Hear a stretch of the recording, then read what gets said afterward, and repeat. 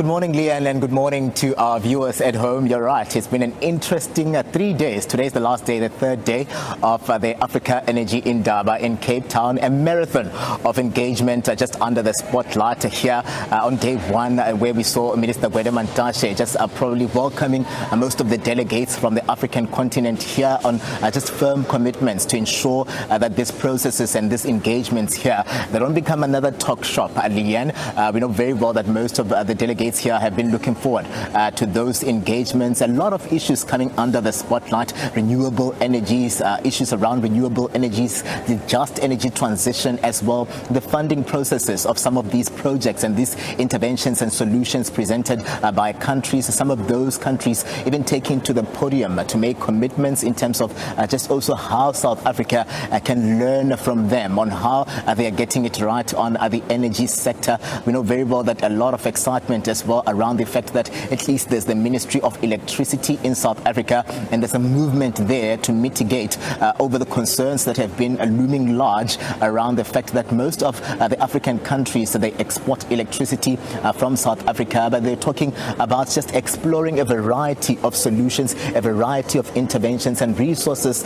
They're talking about not doing away with coal as well, because that would be a missed opportunity. So we are on day 3, and it seems to be, it's going to be a short one when we look at it compared to the other days, because it's the last day today. They're going to be consolidating, they're going to be wrapping up, but important is to note that there's going to be the Africa Colloquium, Africa Energy Colloquium that will get underway this morning, and this is where we'll see my guest here taking part in that colloquium. We're welcoming into the conversation now Miss Aziria Tibalwa Wako. You said I should call it, I should say it in full. Thank you, a sentence indeed.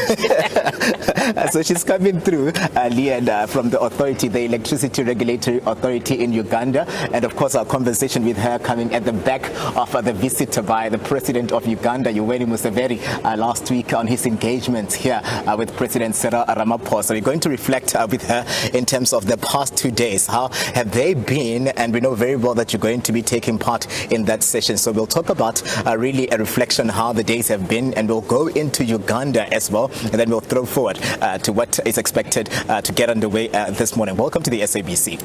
Thank you very much, and I think it is a privilege and honor for us, especially from Uganda, given that our president was here last week Tuesday to meet his colleague, the President of South Africa, His Excellency Ramaphosa, and many areas of collaboration and the MOUs were signed across board, across the many issues that the continent is being burdened with, issues of the youth bubble and how we collaborate to create employment and deliver value, and be able to look at our youth as youths of substance, ready to take the economy of the continent forward.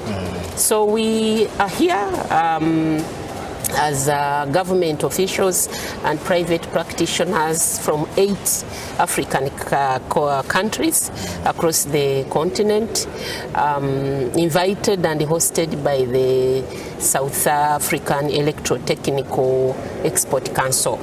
And we have been well received by the Deputy Permanent Secretary as well as the CEO of the South African Electrical Technical Export Council, Madam Chiboni.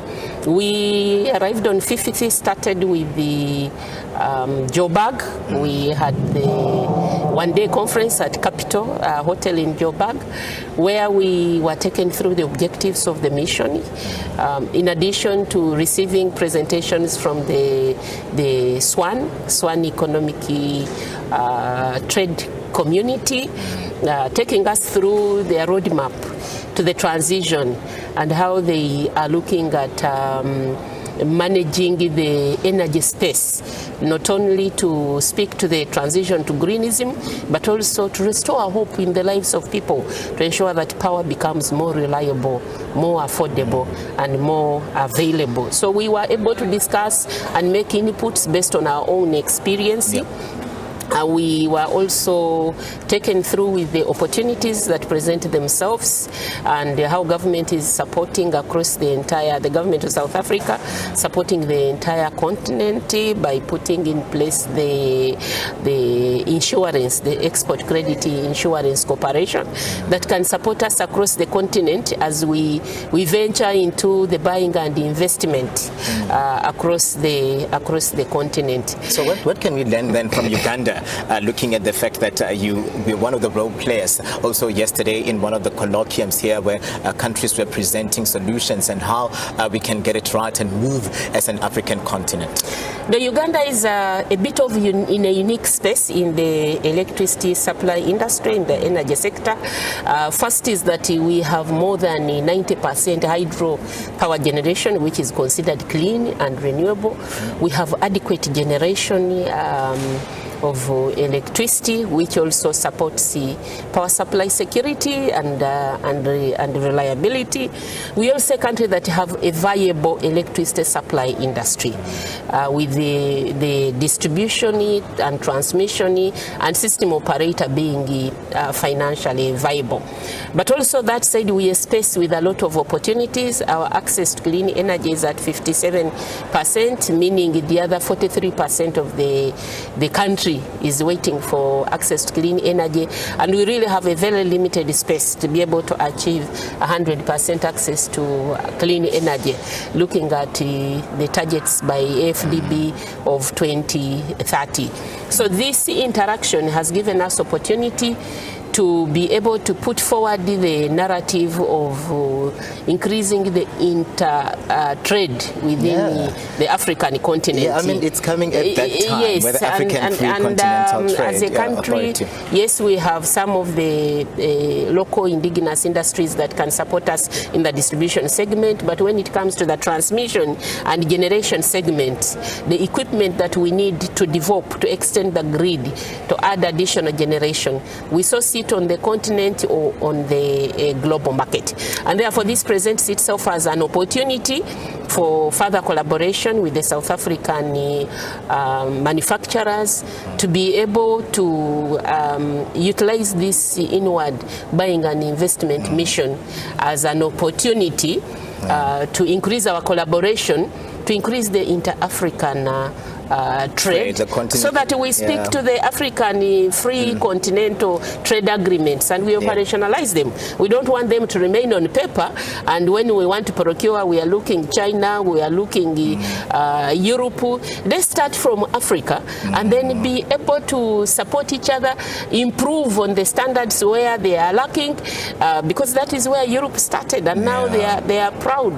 They are proud. Most definitely. I want us to leave it there for now, because I know you're going to form part of that colloquium, the African colloquium, the energy colloquium that will get underway this morning, Leanne. But a lot. She's talking about collaboration. She's presented what really we can learn from Uganda as well, coming through as the Electricity Regulatory Authority CEO. That being my guest, Ziria Tibalwa Awako. Leanne?